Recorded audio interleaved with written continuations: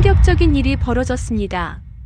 문자와 인쇄의 본고장은 프랑스라 믿어온 세계적 석학이 서울. 한복판에서 조선의 기록 앞에 무릎을 꿇고 눈물을 흘렸습니다. 그 순간 전 세계 학계가 술렁였고 프랑스 언론은 당황했습니다. 대체 한국에서 무슨 일이 있었던 걸까요? 오늘의 사연 시작합니다. 안녕하세요. 저는 파리 고문서학회에서 동아시아 사료 연구를 하고 있는 쥘 마르탱입니다. 한국과의 인연을 이야기하자면 사실 처음엔 전혀 예상치 못한 만남이었죠.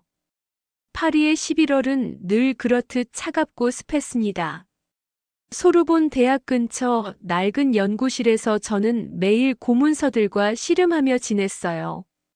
제가 전공하는 분야는 동양의 고문서학이었지만 솔직히 말하면 그저 서구 학문의 연장선에서 동양을 바라보는 시각이 전부였습니다. 그때까지 제가 알던 세계는 명확했어요. 구텐베르크가 1450년경 금속 활자를 발명하면서 유럽에 인쇄혁명이 일어났고 그것이 문명의 도약점이 되었다는 것이죠. 동양의 나라들은 그보다 훨씬 늦게 인쇄술을 받아들인 후진 지역 정도로 여겼습니다. 특히 조선이라는 나라는 제게 거의 미지의 영역이었어요. 연구실 선배들과 교수님들은 늘 이렇게 말씀하셨죠. 동양에는 분명 오래된 문서들이 있지만 그것들이 서구 문명사에 미친 영향은 미미하다고요. 저 역시 그런 관점에서 벗어나지 못했습니다. 중국의 목판 인쇄나 일본의 서예 문화 정도는 알고 있었지만 그것들이 세계사의 흐름을 바꿀 만한 혁신이라고는 생각지 않았어요. 제가 다니던 고문서학회는 유럽 중심주의가 뿌리 깊게 자리 잡은 곳이었습니다. 매주 화요일 저녁 세미나에서는 주로 라틴어 사본이나 중세 필사본들을 다뤘고 가끔 아랍이나 페르시아 문서가 나와도 그저 참고 자료 정도의 의미였죠. 동양 문서에 대한 논의는 한 달에 한 번 있을까 말까 했습니다. 그런 환경에서 자란 저에게 한국이라는 나라는 정말 멀고 낯선 존재였어요. 고구려나 백제 같은 고대 왕조 이름 정도는 들어봤지만 그들의 문화나 학문적 성취에 대해서는 거의 아는 바가 없었습니다. 더욱이 조선시대의 인쇄 문화나 서적 보급에 대해서는 전혀 관심이 없었죠. 파리의 겨울 오후 연구실 창문 너머로 보이는 센 강을 바라보며 저는 늘 생각했습니다. 유럽이야말로 문명의 중심이고 나머지 지역들은 그저 주변부일 뿐이라고요. 특히 책과 인쇄술에 관해서는 더욱 확신에 차 있었어요. 구텐베르크의 42행 성서가 인류 문명의 전환점이었고 그 후 유럽에서 일어난 종교개혁과 계몽주의가 세계를 이끌어왔다고 믿었습니다. 당시 제 연구 주제는 15세기 유럽 인쇄술의 동방 전파였습니다. 서구의 우수한 기술이 어떻게 동양으로 퍼져나갔는지를 추적하는 것이었죠.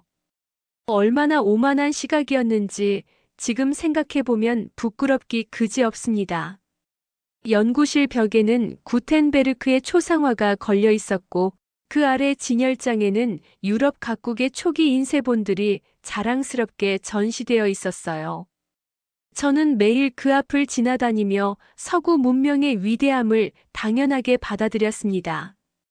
동양의 어떤 나라도 이런 체계적이고 혁신적인 인쇄 문화를 만들어낼 수는 없었을 거라고 단정했죠. 그런 저에게 한국이라는 나라가 들어올 여지는 거의 없었습니다.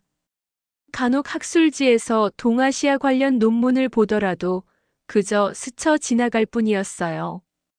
제 관심사는 오직 유럽 중심의 인쇄사였고 나머지는 모두 부차적인 것들이라고 여겼습니다. 하지만 운명이라는 게 참 묘하죠. 제가 그토록 확신했던 세계관이 곧 산산조각 날 줄은 꿈에도 몰랐습니다. 그 시작이 바로 다음 달에 있을 국제 세미나였어요. 12월 첫째 주 파리 고문서학회에서는 연례 국제 세미나가 열렸습니다. 이번 주제는 세계 인쇄 문화의 비교 연구였는데 평소보다 많은 해외 연구자들이 참석했어요. 저는 그저 관례적인 행사 정도로 생각하며 세미나장에 들어섰습니다. 발표자 명단을 보니 독일, 이탈리아, 스페인 등 유럽 각국의 학자들과 함께 몇 명의 아시아 연구자들도 눈에 띄었어요. 특히 한국에서 온 박 교수라는 분의 발표 제목이 흥미로웠습니다. 직지 심체 요절과 동아시아 금속 활자 문화라고 되어 있었죠. 직지라는 단어는 처음 들어봤지만 금속 활자라는 말에 약간의 호기심이 생겼어요. 아마도 중국이나 일본의 초기 인쇄술에 대한 이야기겠거니 했습니다. 구텐베르크 이전에도 동양에서 금속으로 글자를 만든 시도가 있었다는 정도의 내용일 거라고 예상했죠. 오전 발표들은 예상대로 진행되었습니다. 독일 학자가 구텐베르크의 기술적 혁신에 대해 발표했고, 이탈리아 연구자는 베네치아의 인쇄업 발달사를 다뤘어요. 모두 익숙한 내용들이었습니다. 그런데 오후 첫 번째 발표자로 나선 박 교수의 이야기는 완전히 달랐어요. 박 교수는 조용하지만 확신에 찬 목소리로 말문을 열었습니다. 1377년 고려시대 청주 흥덕사에서 간행된 직지심체요절이 현존하는 세계 최고의 금속 활자본이라는 것이었죠. 저는 순간 귀를 의심했어요. 구텐베르크보다 70여 년이나 앞선다는 게 사실일까요? 발표가 계속되면서 더욱 놀라운 사실들이 쏟아져 나왔습니다. 조선시대에는 체계적인 활자 제작 시스템이 있었고, 세종대왕 때부터 수차례에 걸쳐 활자를 개량했다는 것이에요. 갑인자, 정유자, 한글 활자까지 다양한 종류의 금속 활자가 제작되었다고 했습니다. 더욱 충격적이었던 것은 조선의 서적 보급 현황이었어요. 박 교수는 자료를 들어보이며 설명했습니다. 조선 후기에는 1만 4천여 종의 금속 활자본이 간행되었고 전국 8만여 개의 서당에서 이 책들이 교육에 활용되었다는 것이죠. 유럽의 그 어떤 나라도 이런 규모의 교육 네트워크를 갖추지 못했던 시대의 말입니다. 저는 점점 당황스러워졌어요. 지금까지 배워온 것들이 흔들리기 시작했습니다. 정말 구텐베르크가 금속 활자의 발명자가 아니라는 말인가요? 동양, 그것도 한반도라는 작은 땅에서 이미 70여 년 전에 같은 기술을 완성했다는 게 믿어지지 않았어요. 그때 뒤쪽에서 날카로운 목소리가 들렸습니다. 베를린 대학의 라인하르트 슈트라우스 교수였어요. 그는 서구 문명사의 권위자로 유명한 인물이었습니다. 라인하르트는 냉소적인 미소를 지으며 말했어요. 동양에는 분명 오래된 기록들이 있지만 그것이 진정한 문명의 발전으로 이어졌는지는 의문이라고요. 종이 위에 기술이 있어도 그것이 사회를 변화시키지 못했다면 무슨 의미가 있겠느냐는 것이었습니다. 그의 말투에는 분명한 우월감이 배어 있었어요. 동양의 기술은 그저 호기심거리일 뿐이고 진정한 문명의 도약은 유럽에서만 가능했다는 식이었죠. 구텐베르크의 인쇄술이야말로 종교개혁과 계몽주의를 가능하게 한 진정한 혁신이라고 강조했습니다. 박 교수는 침착하게 반박했어요. 조선의 금속 활자는 단순한 기술이 아니라 지식의 대중화를 이끈 사회적 혁신이었다고요. 양반뿐만 아니라 평민들도 한글을 통해 책을 읽을 수 있었고 실용서적들이 광범위하게 보급되었다는 것입니다. 하지만 라인하르트는 여전히 의심스러운 표정이었어요. 그는 이렇게 말했습니다. 동양에는 기록은 있지만 문명은 없다고요. 종이 위의 환상일 뿐이라면서 조롱조로 웃었습니다. 그 순간 저는 뭔가 불편함을 느꼈어요. 하지만 동시에 확신도 서지 않았습니다. 세미나가 끝난 후 저는 복잡한 심정으로 연구실로 돌아왔어요. 책장 가득한 유럽 인쇄사 관련 서적들을 바라보며 생각에 잠겼습니다. 정말 제가 알고 있던 것이 전부일까요? 동양의, 특히 한국의 인쇄 문화에 대해 너무 무지했던 건 아닌가 하는 의문이 들기 시작했어요. 그날 밤 저는 인터넷으로 직지에 대해 검색해 보았습니다. 프랑스 국립도서관에 보관되어 있다는 사실을 알게 되었죠. 파리에 있으면서도 그 존재조차 몰랐다니 부끄러웠습니다. 더 놀라운 것은 유네스코 세계기록유산으로 등재되어 있다는 사실이었어요. 라인하르트의 말처럼 정말 동양의 기록들은 그저 종이 위의 환상에 불과한 걸까요? 아니면 제가 너무 편협한 시각으로 세상을 바라봤던 건 아닐까요? 혼란스러웠지만 동시에 호기심도 생겼습니다. 진실이 무엇인지 직접 확인해보고 싶다는 생각이 들었어요. 그때만 해도 이 작은 의문이 제 인생을 완전히 바꿔놓을 줄은 상상도 못했습니다. 하지만 분명한 것은 그날부터 제 마음속에 균열이 생기기 시작했다는 것이에요. 지금까지 당연하게 여겼던 것들에 대한 의문, 그것이 모든 변화의 시작이었습니다. 세미나가 끝나고 며칠이 지났지만 저는 여전히 박 교수의 발표 내용을 잊을 수 없었습니다. 직지라는 책에 대한 호기심이 점점 커져만 갔어요. 결국 저는 충동적인 결정을 내렸습니다. 직접 한국에 가서 확인해 보기로 한 것이죠. 항공료는 만만치 않았지만 연구비를 조금 털어서 항공편을 예약했어요. 파리에서 서울까지 12시간의 긴 비행이었습니다. 비행기 안에서 저는 계속 생각했어요. 과연 한국에서 무엇을 발견하게 될까요? 라인하르트의 말처럼 그저 과장된 기록들만 있는 건 아닐까 하는 의심도 들었습니다.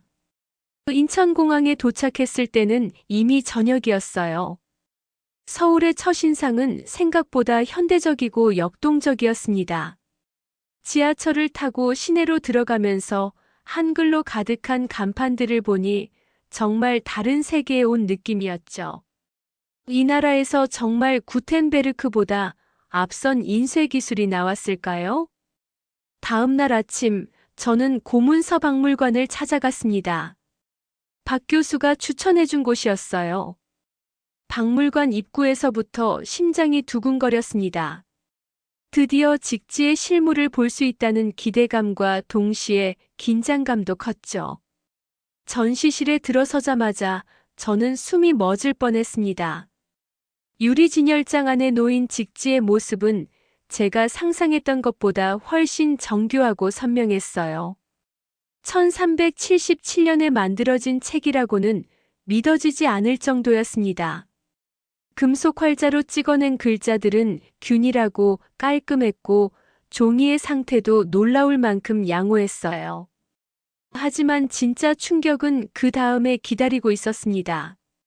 박물관 학예사가 설명해준 내용은 제가 예상했던 것을 훨씬 뛰어넘었어요. 직지는 빙산의 일각에 불과했습니다. 조선시대 전체를 통틀어 금속 활자로 간행된 책이 1만 4천여 종에 달한다는 것이었죠. 학예사는 자료를 보여주며 차근차근 설명해 주었습니다. 태종 때 만든 계미자, 세종 때의 갑인자, 성종 때의 의뢰자까지 조선 왕조는 지속적으로 활자를 개량해 나갔다고 했어요. 특히 갑인자는 구리와 주석의 합금으로 만들어져 내구성이 뛰어났고 수만 개의 활자가 제작되어 다양한 서적 간행에 활용되었다고 합니다. 더욱 놀라운 것은 한글 활자의 존재였어요. 세종대왕이 창제한 한글을 활자로 만들어 백성들도 쉽게 읽을 수 있는 책들을 대량으로 찍어냈다는 것입니다. 농사직설, 구급간이방, 언해본 불경 등 실용적인 지식을 담은 책들이 전국으로 퍼져나갔다고 했어요. 저는 점점 혼란스러워졌습니다. 지금까지 배워온 세계사에서는 구텐베르크 이후 유럽에서 인쇄혁명이 시작되었다고 했는데 그보다 훨씬 이른 시기에 동양에서 그것도 이렇게 체계적인 인쇄 문화가 존재했다니요. 어떻게 이런 중요한 사실을 몰랐을까요? 학예사는 또 다른 충격적인 통계를 알려주었어요. 조선 후기에는 전국에 8만여 개의 서당이 있었고 이곳에서 금속 활자본들이 교재로 사용되었다는 것입니다. 유럽에서는 상상할 수 없는 규모의 교육 네트워크였죠.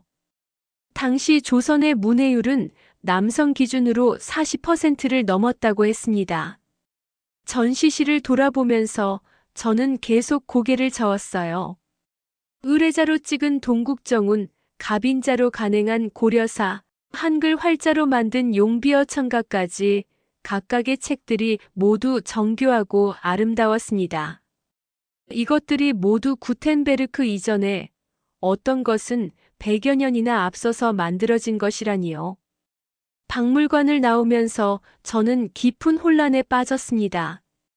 파리의 연구실에서 구텐베르크를 찬양하며 보낸 시간들이 무색해졌어요. 우리가 너무 무시했구나 하는 생각이 계속 들었습니다.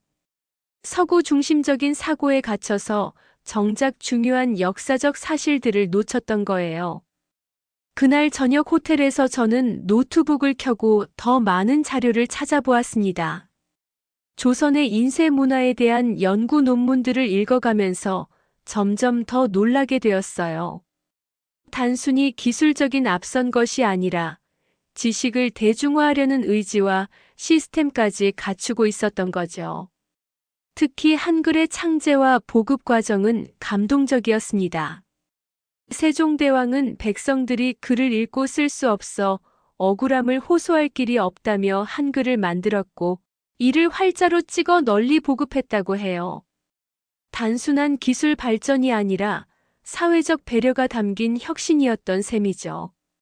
그러고 보니 라인하르트의 말이 얼마나 편견에 찬 것이었는지 깨달을 수 있었어요. 동양에는 기록만 있고 문명이 없다고 했지만 조선의 인쇄 문화야말로 진정한 문명의 발전을 보여주는 사례가 아닐까요?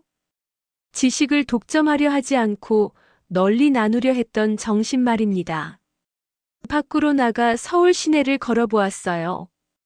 밤늦은 시간인데도 서점들이 환하게 불을 밝히고 있었고 지하철에서도 책을 읽는 사람들을 쉽게 볼 수 있었습니다. 이것이 바로 조선시대부터 이어져 온 책의 나라의 모습이구나 하는 생각이 들었어요. 호텔로 돌아오는 길에 저는 결심했습니다. 더 깊이 파고들어야겠다고요. 조선의 인쇄 문화가 사회에 미친 영향, 백성들의 삶을 어떻게 바꿔놓았는지 구체적으로 알아봐야겠다고 생각했어요. 이번 한국 방문은 단순한 호기심 해결이 아니라 제 학문적 세계관을 완전히 뒤바꾸는 전환점이 될 것 같았습니다. 이튿날 아침 저는 국립중앙도서관을 찾아갔습니다. 조선시대 교육제도와 서적 보급 현황에 대해 더 자세히 알아보고 싶었거든요. 도서관 고문헌실에서 만난 연구원분께서는 제가 프랑스에서 온 연구자라고 하니 반갑게 맞아주었어요. 연구원분이 보여준 첫 번째 자료는 정말 충격적이었습니다. 조선 후기 전국 서당 분포도였는데 8만여 개의 서당이 촘촘히 표시되어 있었어요. 프랑스 전체 인구보다 적은 조선에서 이런 규모의 교육기관이 운영되고 있었다니 믿기 어려웠습니다. 더욱 놀라운 것은 이 서당들에서 사용된 교재들이었어요. 천자문, 동몽선습, 소학 같은 기초 교재부터 사서 삼경까지 대부분이 금속 활자로 찍어낸 책들이었다고 합니다. 목판본도 있었지만 금속 활자본의 비율이 상당히 높았다고 해요. 이는 활자 인쇄가 단순한 왕실의 전유물이 아니라 민간 교육까지 파고든 보편적 기술이었음을 의미했습니다. 연구원분은 또 다른 흥미로운 통계를 보여주었어요. 17세기 조선의 남성 문해율이 40%를 넘었다는 것입니다. 같은 시기 유럽 대부분 국가들의 문해율이 10에서 20% 수준이었던 것을 생각하면 놀라운 수치였죠. 심지어 여성들도 한글을 통해 상당한 수준의 문해력을 갖추고 있었다고 했습니다. 가장 인상 깊었던 것은 실용 서적들의 존재였어요. 농사직설이나 구급간이방 같은 책들은 농민들과 일반 백성들이 실제 생활에서 활용할 수 있는 지식을 담고 있었습니다. 이런 책들이 한글로 번역되어 금속 활자로 대량 인쇄되었다는 사실은 정말 혁신적이었어요. 연구원분이 실제 조선시대 농사직설을 보여주었는데 한글과 한자가 적절히 섞여 있어서 일반 농민들도 쉽게 읽을 수 있게 구성되어 있었어요. 씨앗 뿌리는 시기부터 수확 방법까지 세세하게 설명되어 있었고 그림까지 곁들여져 있었습니다. 단순히 글자만 찍어내는 것이 아니라 백성들의 삶을 개선하려는 의도가 분명히 보였죠. 특히 놀라웠던 것은 의학 서적들이었습니다. 구급간이방, 향약 집성방 같은 책들은 일반인들도 응급처치를 할 수 있도록 쉽게 풀어 쓴 의학 지식서였어요. 이런 책들이 전국의 서당과 마을에 보급되어 있었다니 당시 조선 사회의 지식 접근성이 얼마나 높았는지 알 수 있었습니다. 연구원분은 이렇게 말씀하셨어요. 문자는 귀족의 전유물이 아니라 삶의 도구였다고요. 그게 바로 조선이었다는 것입니다. 농부도 자신의 일에 필요한 책을 읽을 수 있었고 의원이 없는 시골에서도 간단한 치료법을 찾아볼 수 있었다는 거죠. 오후에는 규장각을 견학할 기회가 있었습니다. 조선 왕조의 도서관이자 학술기관이었던 곳인데 지금은 서울대학교에서 관리하고 있었어요. 규장각에 보관된 서적들을 보면서 저는 또 한 번 감탄했습니다. 수십만 권의 책들이 체계적으로 분류되어 보관되어 있었거든요. 규장각 연구원분의 설명에 따르면 조선시대에는 책을 단순히 보관하는 것이 아니라 지속적으로 복간하고 개정했다고 해요. 중요한 서적들은 여러 차례 새로운 활자로 다시 찍어내어 내용을 보완하고 오탈자를 수정했다는 것입니다. 이는 책을 살아있는 지식으로 여겼다는 증거였죠. 특히 인상적이었던 것은 국역 사업이었습니다. 중국의 중요한 서적들을 한글로 번역하여 보급한 것인데 이를 통해 일반 백성들도 고급 지식에 접근할 수 있게 되었다고 해요. 논어나 맹자 같은 고전들이 한글로 번역되어 서당 교육에 활용되었다니 정말 혁신적인 시도였습니다. 그날 저녁 호텔에서 저는 하루 종일 수집한 정보들을 정리해 보았어요. 조선의 인쇄 문화는 단순한 기술적 성취가 아니라 사회 전체의 지식 민주화를 이룬 문명사적 사건이었습니다. 8만 개의 교실, 40%를 넘는 문해율, 실용서적의 대량 보급까지 이 모든 것들이 금속활자 인쇄술을 기반으로 가능했던 거예요. 저는 노트에 이렇게 적었습니다. 문자는 귀족의 것이 아니라 삶의 것이었다. 그게 조선이었다. 연구원분의 말씀이 계속 머릿속에 맴돌았어요. 유럽에서는 상상할 수 없었던 지식의 대중화가 이미 500여 년 전 이 땅에서 이루어지고 있었던 것입니다. 라인하르트가 그토록 강조했던 서구 문명의 우월성이 과연 무엇인지 의문이 들기 시작했어요. 구텐베르크의 인쇄술이 종교 개혁을 이끌었다고 하지만 조선의 금속활자는 그보다 훨씬 이른 시기에 사회 전체의 교육 혁신을 이루어냈거든요. 더욱이 조선의 인쇄 문화에는 독특한 철학이 담겨 있었습니다. 지식을 독점하려 하지 않고 나누려 했고 백성들의 실생활에 도움이 되는 책들을 우선적으로 간행했어요. 이는 단순한 기술 발전을 넘어선 문명적 성숙함을 보여주는 것이었습니다. 그날 밤 저는 파리의 연구실을 떠올렸어요. 구텐베르크의 초상화가 걸린 벽, 유럽 중심주의에 물든 동료들, 그리고 무지했던 저 자신까지요. 얼마나 편협한 시각으로 세상을 바라봤는지 부끄러웠습니다. 동시에 새로운 가능성에 대한 설렘도 느꼈어요. 이제 진짜 연구가 시작되는 것 같았거든요. 한국에서의 셋째 날, 저는 국사편찬위원회를 방문했습니다. 조선시대 기록들을 더 체계적으로 살펴보고 싶었거든요. 특히 외국인의 시각에서 본 조선의 인쇄 문화에 대한 자료가 있는지 궁금했어요. 혹시 당시 조선을 방문했던 서양 선교사나 외교관들의 기록은 없을까 하는 생각이었습니다. 편찬위원회의 연구관분이 저를 반갑게 맞아주었어요. 제가 찾는 자료에 대해 설명하자 그분은 흥미로운 표정을 지으며 이렇게 말씀하셨습니다. 마침 병인양요 관련 자료들 중에 프랑스 군인의 기록이 있다고요. 제가 프랑스에서 왔다니 더욱 의미 있을 것 같다며 자료를 가져다 주었습니다.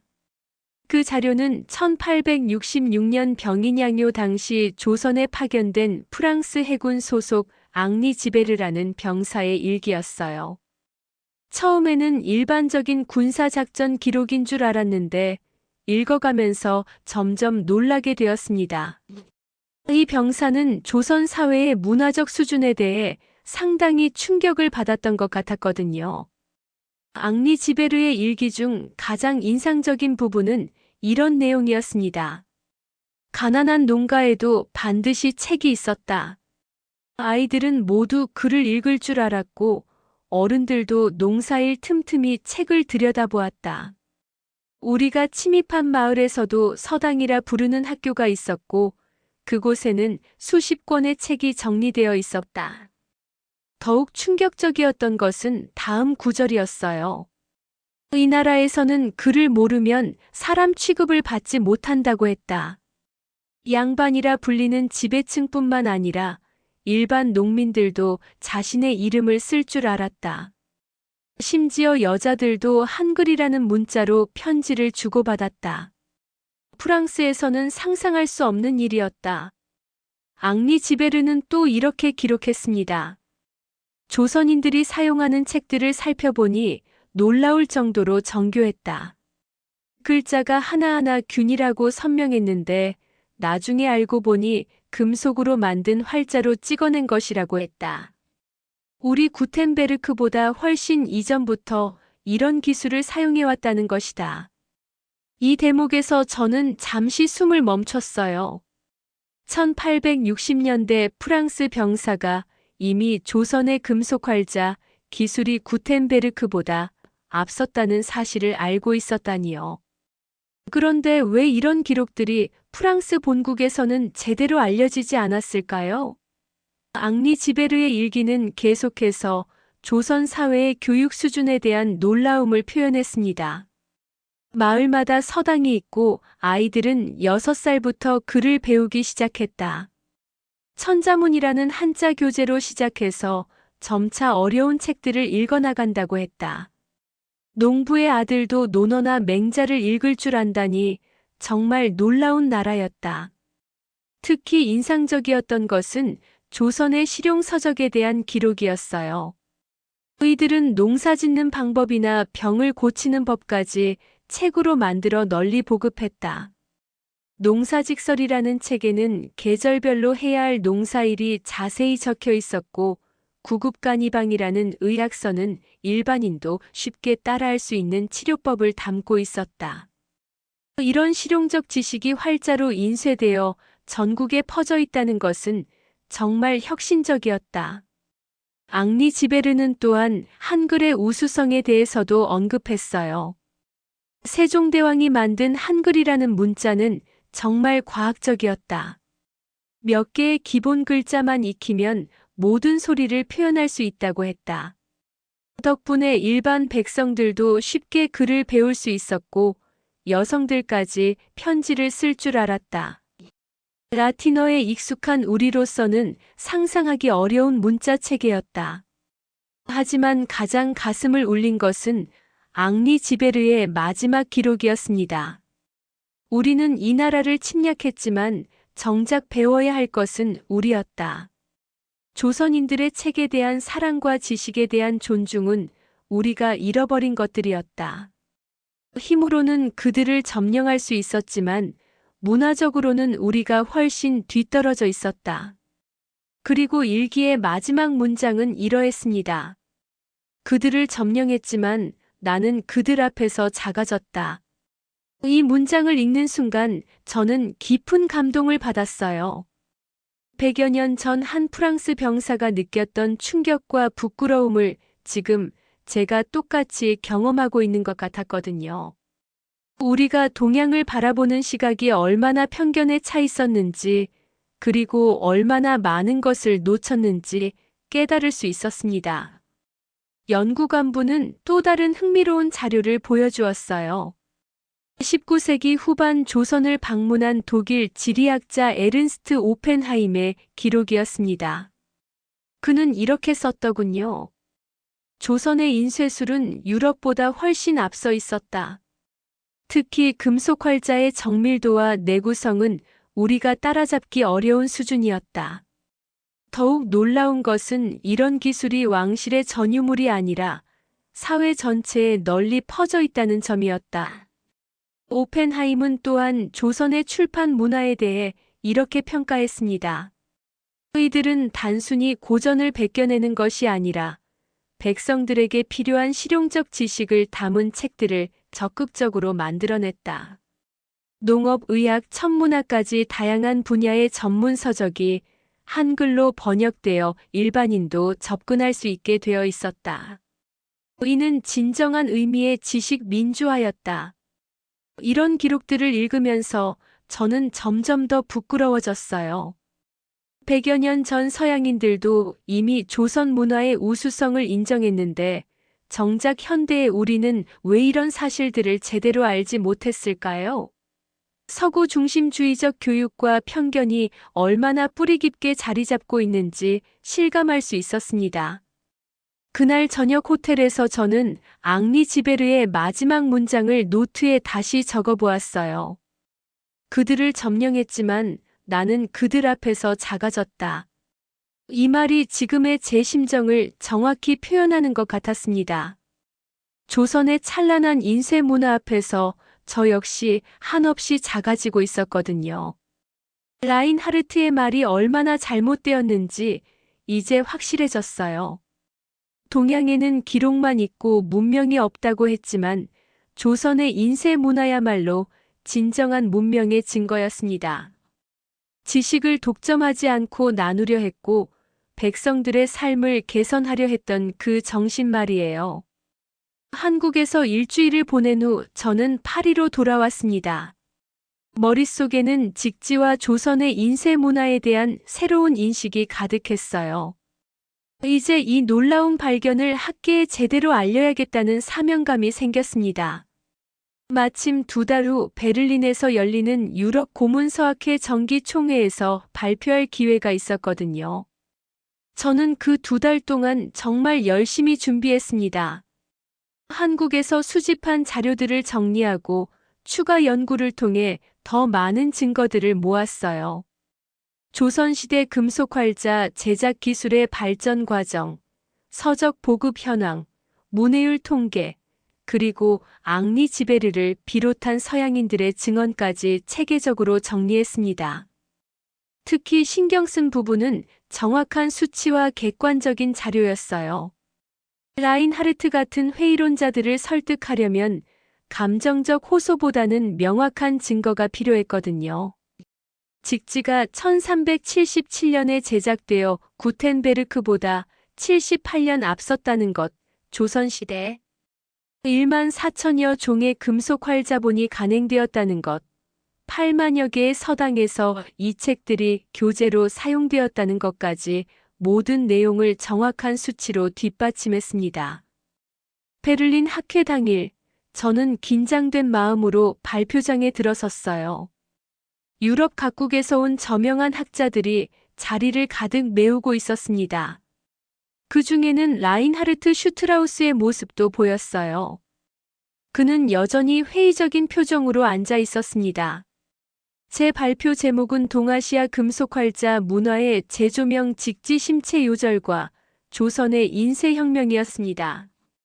저는 차근차근 준비한 내용들을 발표해 나갔어요.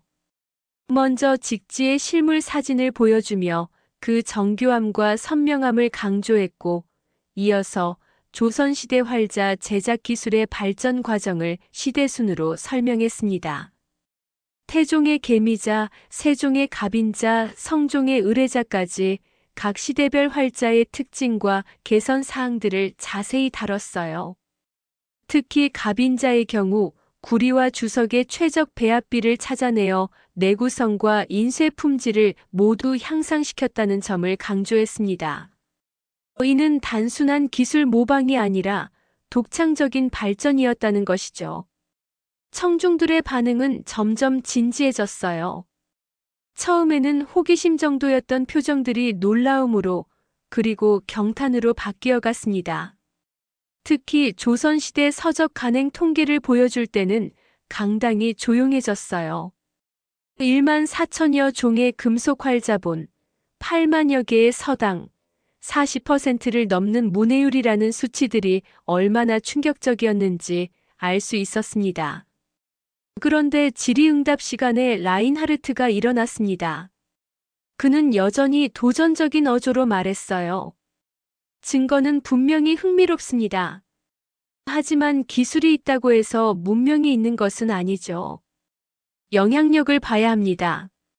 구텐베르크의 인쇄술은 종교개혁과 계몽주의를 이끌었지만 조선의 활자는 그런 세계사적 변화를 만들어냈습니까? 저는 이미 이런 반박을 예상하고 준비해 두었어요. 침착하게 답변했습니다. 교수님 말씀대로 영향력을 본다면 조선의 금속 활자야말로 진정한 사회 변화를 이끌었다고 봅니다. 구텐베르크 이후 유럽에서 문해율이 크게 향상되기까지는 200여 년이 걸렸지만 조선은 세종대왕 시대부터 이미 지식의 대중화를 실현했습니다. 저는 계속해서 구체적인 사례들을 제시했어요. 농사직설이나 구급간 이방 같은 실용 서적들은 백성들의 실제 삶을 개선했습니다. 이는 단순한 종교적 각성이나 철학적 사유를 넘어선 민중의 생존과 직결된 지식혁명이었어요. 더욱이 한글 창제와 결합되어 계층을 뛰어넘는 진정한 문해혁명을 이루어냈습니다. 라인하르트는 여전히 고개를 저었어요. 하지만 그것들이 세계에 미친 영향은 미미했습니다. 문명은 결과로 평가해야죠. 이때 저는 준비해둔 마지막 카드를 꺼냈습니다. 앙리 지베르의 기록과 에른스트 오펜하임의 증언을 인용하며 말했어요. 19세기 조선을 직접 목격한 서양인들도 이미 조선 문화의 우수성을 인정했습니다. 문제는 우리가 그들의 증언을 무시했다는 것이죠. 세계에 미친 영향이 적었다면 그것은 조선의 기술이 부족해서가 아니라 서구 중심주의적 시각이 그 가치를 제대로 평가하지 못했기 때문입니다. 강당은 점점 더 조용해졌어요. 저는 마지막으로 이렇게 말했습니다. 문명의 척도는 다른 문화를 지배하는 능력이 아니라 지식을 얼마나 널리 나누려 했느냐에 있다고 봅니다. 그런 면에서 조선의 인쇄 문화는 분명히 세계사적 의미를 갖습니다. 발표가 끝나자 강당에서는 박수가 터져 나왔어요. 라인하르트는 더 이상 반박하지 않았습니다. 그의 얼굴에는 당황스러운 표정이 역력했어요. 오히려 다른 학자들이 더 많은 질문을 쏟아냈습니다. 조선의 활자 제작 기술에 대한 상세한 설명을 요구하는 사람들, 한글의 과학성에 대해 묻는 사람들, 그리고 왜 이런 중요한 사실들이 유럽에 제대로 알려지지 않았는지 성찰하는 목소리들까지 나왔어요. 발표 후 여러 학자들이 저에게 다가와 악수를 청했습니다. 독일의 한 교수는 이렇게 말했어요. 정말 눈이 열리는 발표였습니다. 우리가 얼마나 편협한 시각으로 역사를 바라봤는지 반성하게 됩니다. 이탈리아 연구자는 조선의 인쇄 문화에 대한 공동 연구를 제안하기도 했어요. 가장 의미 있었던 것은 라인하르트의 반응이었습니다. 그는 발표 후 조용히 저에게 다가와서는 이렇게 말했어요. 오늘 발표는 생각해 볼 점이 많았습니다. 완전한 인정은 아니었지만 적어도 그의 확고했던 편견의 균열이 생겼다는 것을 느낄 수 있었어요. 그날 밤 호텔에서 저는 깊은 만족감을 느꼈습니다. 단순히 학술적 성과를 거둔 것이 아니라 오랫동안 묻혀있던 역사적 진실을 세상에 알린 것 같았거든요. 조선의 인쇄 문화가 받아야 할 정당한 평가를 받을 수 있는 첫걸음을 뗀 기분이었어요. 하지만 이것은 시작에 불과했습니다. 앞으로 더 많은 연구와 노력이 필요할 테니까요. 베를린 학회 발표 이후 제 인생은 완전히 달라졌습니다. 유럽 각지의 언론에서 인터뷰 요청이 쏟아져 들어왔고 여러 대학에서 강연 제의를 받았어요. 무엇보다 학계의 반응이 뜨거웠습니다.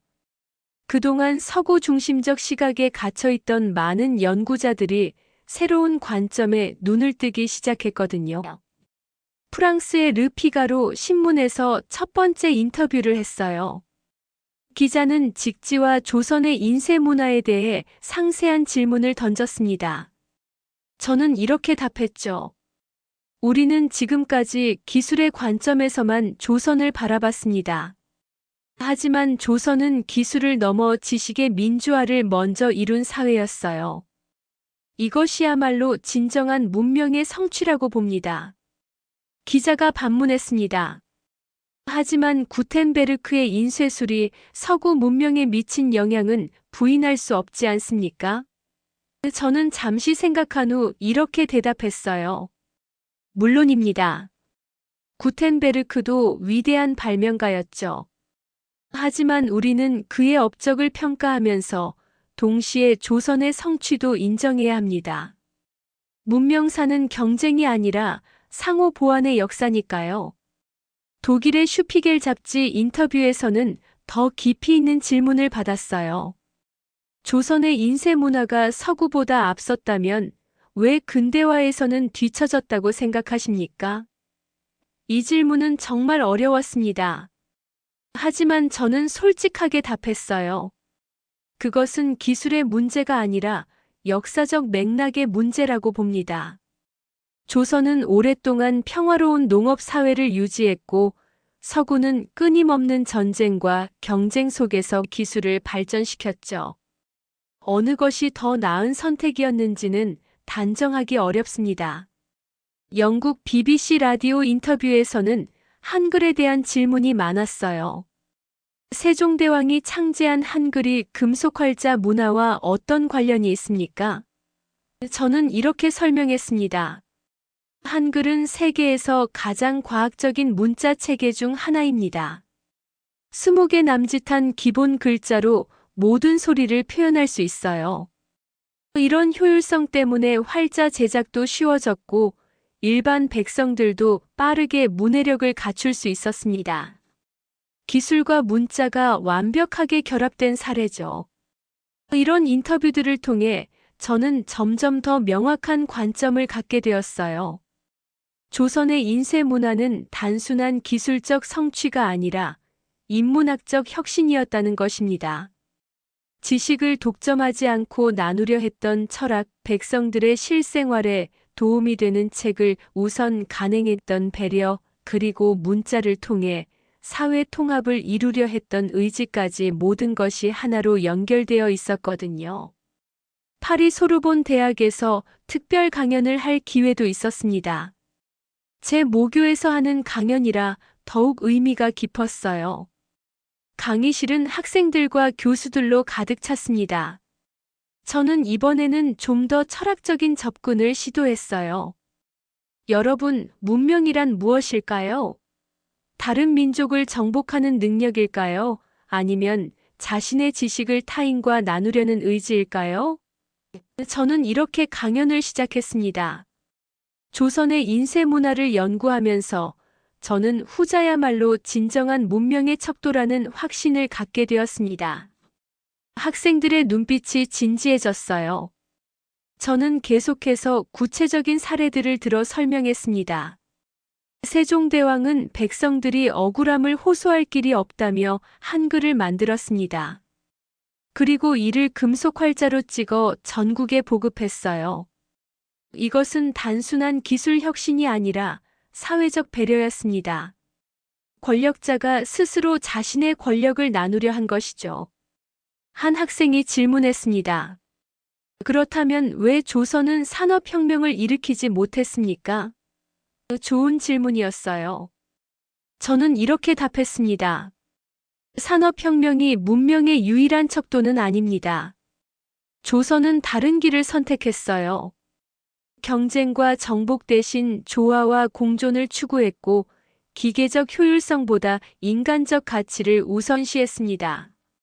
물론 이것이 근대적 관점에서는 한계로 보일 수 있지만 다른 측면에서는 오히려 앞서간 것일 수도 있어요. 강연후 한 교수님이 저에게 이렇게 말씀하셨습니다. 오늘 강연을 들으면서 우리가 얼마나 편협하게 역사를 바라봤는지 깨달았습니다. 문명에 대한 정의 자체를 다시 생각해 봐야겠어요. 이런 반응들을 보면서 저는 제가 하고 있는 일이 단순한 학술 연구를 넘어선 의미가 있다는 것을 느꼈습니다. 이탈리아 로마에서 열린 국제문헌학회에서도 발표할 기회가 있었어요. 이번에는 더 많은 증거 자료를 준비했습니다. 특히 조선시대 서적 유통 네트워크에 대한 새로운 연구 결과를 발표했는데 반응이 폭발적이었어요. 당시 조선에는 체계적인 서적 유통망이 있었고 지방까지도 새로 간행된 책들이 빠르게 보급되었다는 내용이었습니다. 한 이탈리아 학자는 이렇게 말했어요. 르네상스 시대 베네치아의 인쇄업보다도 더 체계적이고 효율적인 시스템이었군요. 정말 놀랍습니다. 스페인에서 온 연구자는 우리가 지금까지 동양사를 얼마나 소홀히 다뤘는지 반성하게 됩니다라고 했어요. 가장 인상적이었던 것은 젊은 연구자들의 반응이었습니다. 그들은 기존의 유럽 중심적 관점에서 벗어나 더 포용적이고 균형 잡힌 시각으로 역사를 바라보려 했어요. 한 독일 대학원생은 앞으로 제 연구 주제를 동서양 인쇄문화 비교 연구로 바꾸고 싶다고 말하기도 했습니다. 이런 변화들을 보면서 저는 깊은 보람을 느꼈어요. 학문적 권위보다는 사실을 따라가는 연구자로서의 첫 전환을 맞은 것 같았습니다.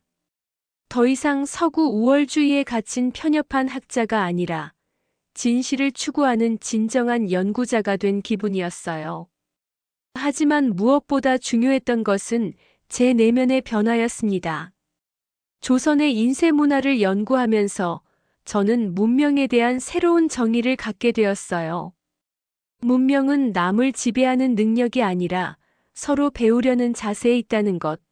기술의 앞서감보다는 그 기술을 어떻게 사용하느냐가 더 중요하다는 것을 깨달았습니다.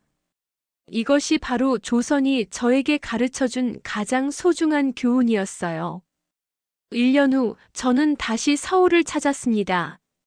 이번에는 관광객이나 호기심 많은 연구자가 아니라 조선의 인쇄 문화에 대한 책을 쓰기 위해서였어요. 유럽에서의 강연과 발표를 통해 많은 사람들의 관심을 끌었지만 이제는 더 체계적이고 깊이 있는 연구서를 만들고 싶었습니다.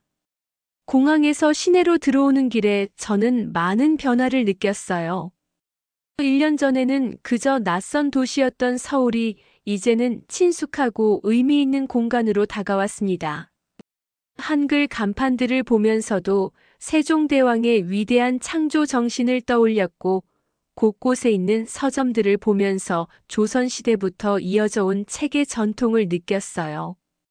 첫 번째로 찾아간 곳은 국립중앙도서관이었습니다. 1년 전에 만났던 연구원분이 반갑게 맞아주었어요. 제가 유럽에서 발표한 내용들을 이미 들어보셨다며 격려해 주시더군요. 프랑스에서 온 연구자가 우리 문화를 이렇게 깊이 이해해 주시니 정말 감사합니다라고 말씀하시는데 오히려 제가 더 고마웠어요. 이번에는 조선시대 출판 문화의 사회적 영향에 대해 더 자세히 알아보고 싶었습니다. 연구원분이 보여준 자료 중에는 정말 흥미로운 것들이 많았어요. 특히 조선 후기 여성들의 한글 독서 문화에 대한 기록들은 놀라웠습니다. 양반가 부녀자들뿐만 아니라 일반 민가의 여성들도 소설이나 교훈서를 즐겨 읽었다는 것이었죠. 춘향전이나 심청전 같은 고전 소설들이 한글로 간행되어 널리 읽혔습니다. 이런 책들은 단순한 오락거리가 아니라 당시 사회의 가치관과 윤리의식을 형성하는 중요한 역할을 했어요. 연구원분의 설명을 들으면서 저는 또 한 번 감탄했습니다. 문학을 통한 사회교육이 이미 몇백 년 전에 이루어지고 있었다니요. 오후에는 종로 일대를 걸어보았습니다. 조선시대에는 이곳이 서점가였다고 했어요. 청계천을 따라 수많은 서점들이 늘어서 있었고 전국에서 간행된 책들이 이곳으로 모여들었다고 합니다. 지금도 교보문고 같은 대형 서점들이 이 근처에 있는 것을 보면 책의 거리라는 전통이 계속 이어지고 있는 것 같았어요. 청계천변을 걷다가 우연히 작은 헌책방을 발견했습니다. 호기심에 들어가 보니 사장님이 조선시대 고서에 대해 해박한 지식을 갖고 계시더군요. 이 길이 예전에는 책의 거리였어요. 지방에서 올라온 선비들이 여기서 필요한 책을 사고 자신이 쓴 글을 출간하기도 했죠. 사장님의 이야기를 들으면서 저는 과거와 현재가 연결되는 느낌을 받았어요. 사장님은 이어서 이렇게 말씀하셨습니다. 우리나라 사람들의 책 사랑은 정말 각별해요. 조선시대부터 그랬고 지금도 마찬가지죠. 좁은 집에 살면서도 책장만큼은 꼭 마련하거든요. 정말 그런 것 같았어요. 지하철에서도 카페에서도 책을 읽는 사람들을 쉽게 볼 수 있었으니까요. 저녁에는 서울 도서관 근처를 산책했습니다. 도서관 앞 광장에서는 많은 사람들이 여유로운 시간을 보내고 있었어요. 벤치에 앉아 책을 읽는 직장인, 아이들에게 동화책을 읽어주는 부모들, 노트북으로 공부하는 학생들까지 다양한 모습들이 있었습니다. 그 순간 저는 깊은 감동을 받았어요. 이것이야말로 조선시대부터 이어져 온 진정한 전통이구나 하는 생각이 들었거든요. 8만 개의 서당에서 아이들이 책을 읽던 그 정신이 지금도 이어지고 있는 것 같았습니다. 시대는 바뀌었지만 배움에 대한 열정과 지식에 대한 존중은 여전했어요. 한 아버지가 7살 정도 되어 보이는 딸에게 한글을 가르쳐주는 모습을 보았습니다. 세종대왕님이 우리를 위해 만들어주신 글자야. 참 쉽지. 아이는 고개를 끄덕이며 열심히 따라 썼어요. 그 모습을 보면서 저는 가슴이 뭉클해졌습니다. 500여 년 전 세종대왕의 애민 정신이 지금도 살아 숨쉬고 있는 것 같았거든요. 그때 저는 확신했습니다. 문명은 남을 지배하는 능력이 아니라 서로 배우려는 자세에 있다는 것을요. 조선이 보여준 것은 바로 이런 문명이었습니다. 지식을 독점하지 않고 나누려 했고 백성들의 삶을 개선하려 했으며 후세에게 더 나은 세상을 물려주려 했던 그 정신 말입니다. 호텔로 돌아와서 저는 노트북을 켰습니다. 드디어 제 책의 제목을 정할 때가 된 것 같았어요. 한참을 고민한 끝에 이렇게 적었습니다. 문명의 책장 서구가 보지 못한 동양의 르네상스라고요. 이 제목에는 제가 21년 동안 깨달은 모든 것들이 담겨 있었습니다. 조선의 인쇄 문화는 단순한 기술사의 한 페이지가 아니라 인류 문명사의 중요한 장이었어요. 그들이 이룬 지식의 민주화, 문자를 통한 사회 통합, 그리고 배움에 대한 존중 정신은 오늘날에도 여전히 의미가 있는 가치들이었습니다. 라인하르트의 말이 틀렸다는 것을 이제 확실히 알 수 있었어요. 동양에는 기록만 있는 것이 아니라 진정한 문명이 있었습니다. 다만 우리가 그것을 보려 하지 않았을 뿐이었죠. 서구 중심적 편견이 얼마나 많은 진실을 가렸는지, 그리고 얼마나 많은 배움의 기회를 놓치게 했는지 깨달을 수 있었어요. 마지막으로 저는 일기장에 이렇게 적었습니다. 나는 조선이라는 책의 나라에 다시 고개를 숙인다. 그리고 약속한다. 앞으로 모든 문명을 동등한 시선으로 바라보겠다고. 서로에게서 배울 점을 찾으려 노력하겠다고. 그것이야말로 진정한 학자의 자세일 테니까. 창밖으로 서울의 야경이 반짝였습니다. 수많은 불빛들 사이로 한강이 유유히 흘러가고 있었어요. 그 강물처럼 지식도 흘러가고 흘러와서 서로 만나고 섞이는 것이겠죠. 조선의 지혜와 서구의 지혜가 만나서 더 큰 문명을 이룰 수 있다면 그것이야말로 가장 아름다운 일이 아닐까요? 이제 저는 정말로 달라진 사람이 되어 파리로 돌아갈 준비가 되었습니다. 조선이 가르쳐준 겸손함과 배움의 자세를 가슴에 품고서 말이에요.